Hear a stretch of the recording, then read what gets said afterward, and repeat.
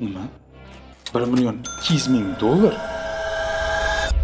Lekin arsiydi, mana shu siz ko'rib turgan Pepsi'ning logotipi 1.200.000 turadi. Ma'lumot uchun, bu summaga naqd 100 ta Cobalt sotib olsa bo'ladi.